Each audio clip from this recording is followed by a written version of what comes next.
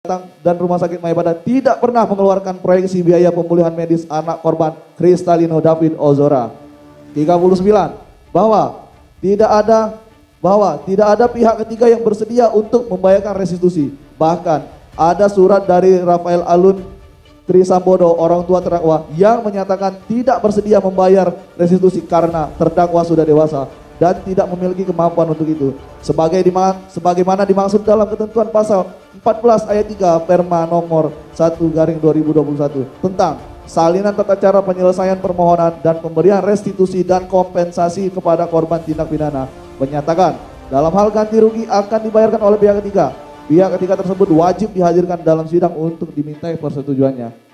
Berdasarkan bunyi pasal tersebut sangat jelas menyebutkan pihak ketiga yang akan membayarkan ganti rugi harus dihadirkan dalam persidangan untuk diminta persetujuan. Maka apabila orang tua terdakwa Mario Dandisatrio yang menjadi pihak ketiga yang diharapkan membayar ganti rugi tersebut, maka harus dihadirkan di persidangan untuk diminta persetujuan. Hal ini juga disampaikan di muka persidangan melalui keterangan ahli yang dihadirkan oleh tim penasihat hukum ahli Adersak, yaitu ahli dokter Jamin Ginting SH MH MKN, dan diperkuat dengan adanya alat bukti surat dari Rafael Alun Trisambodo tertanggal 25 Juli 2023 bahwa apabila terdakwa tidak membayarkan restitusi karena terdakwa tidak mempunyai kemampuan untuk membayar restitusi tersebut, maka tidak dapat memberatkan terdakwa atau diganti menjadi hukuman kurungan atau penjara tambahan karena tidak ada aturan hukum yang mengatur hal tersebut. Hal ini juga telah disampaikan di dalam persidangan melalui keterangan ahli yang dihadirkan oleh penuntut umum, yaitu ahli Dr. Ahmad Sofian SH MH MA, dan juga telah disampaikan di muka persidangan melalui keterangan ahli yang dihadirkan oleh tim penasihat hukum ahli Adersak, yaitu ahli Dr. Jamin Ginting SH MH MKN. Mario Dandi dan Shane Lucas ini yang mungkin jadi pertanyaannya masalah pidana pengganti restitusi, kemudian mereka nggak bisa membayar gitu kan ya.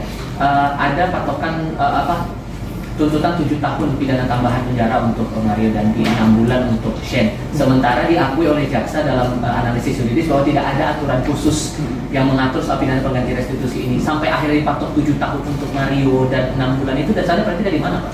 Jadi begini, penuntut umum ini harus bisa membuat suatu terobosan hukum untuk kepentingan perlindungan terhadap korban dan masyarakat. Penggantian uang restitusi dan kompensasi sebenarnya sudah diatur di putusan atau peraturan Mahkamah Agung nomor 1 2022 tentang kompensasi dan restitusi kepada korban tindak pidana. Nah, ini khusus mengenai Mario Dandi, ya, ini sudah ada hasil daripada kerugian-kerugian yang diderita oleh korban, sebagaimana diajukan oleh keluarga korban. Dan rinciannya itu memang tidak sebesar tuntutan, tapi kita menuntut karena memperkirakan bahwa ya selain kerugian material, yaitu kerugian uang yang dikeluarkan dalam rangka perawatan dan pengobatan, juga kita mempertimbangkan kerugian imaterial, termasuk kerugian yang di masa akan datang yang diderita oleh yang bersangkutan. Karena beberapa hasil medis menyatakan bahwa sembuhnya tidak bisa sembuh total, sehingga perlu perawatan traumatik psikologis kepada yang bersangkutan. Itu juga menjadi bahan pertimbangan kita. Kenapa jumlahnya sampai 120 miliar? Karena hukum pidana ke depan ini adalah mementingkan hak-hak daripada korban yang tadi diberi. Dia perlindungan hak daripada korban. Mungkin kalau kita bandingkan ya antara Shane dan Mario kan cukup berbeda jauh. Ini pertimbangan satu untuk vonis tambahan 7 tahun, satu cuma 6 bulan. Ini boleh mungkin penjelasan pembandingnya mungkin apa yang menyebabkan, karena kalau kita lihat di vonis utamanya tuntutannya ya, mereka kan si Mario kalau salah 12, si Shane 5.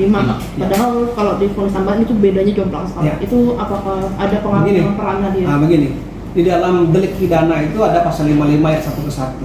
Itu adalah pasal klasifikasi delik, ya, yang menyebabkan orang-orang ini bisa dituntut berbeda dengan yang lain sesuai dengan akibat perbuatan yang mereka timbulkan, dampak yang mereka timbulkan. Maka dari itu ada perbedaan antara Mario dengan Shane, dan termasuk juga Agi. Nah, karena dampak yang kita lihat sejauh mana menimbulkan tadi perbuatan yang sangat keji dan menimbulkan traumatis yang mendalam, termasuk sakit fisik daripada korban. Ada lagi? Kalau dalam tuntutan kan juga disebutkan 120 M yang dijatuhkan kepada ketiganya. Ini nanti tergantung proporsi kesalahan masing-masing itu nanti tolak ukurnya nanti bakal bagaimana tuh membagi-baginya gitu. Nanti hakim yang menentukan itu. Yang penting jaksa itu dalam menuntut sesuai dengan proporsi yang sudah disampaikan dalam surat tuntutan. Nanti tentu hakim akan mempertimbangkan apakah 120 miliar itu dibagi secara tanggung rentang dengan klasifikasi dari berbeda-beda. Apakah dia bersama-sama atau yang sama juga dengan porsi yang sama. Saya pikir sih hakim lebih bijak dan kita juga sudah bijak dalam satu tuntutan. Porsinya nanti berbeda-beda. Dan kalau mereka tidak mampu membayar dengan kondisi 120 miliar itu, maka mereka akan diganti dengan hukuman pidana penjara 7 tahun untuk sin 5 tahun. Kalau untuk Agi kan kalau Agi kan udah Lagi enggak, karena dia masih anak-anak. restitusi itu nanti Restitusi juga kita nggak bebankan sama mereka.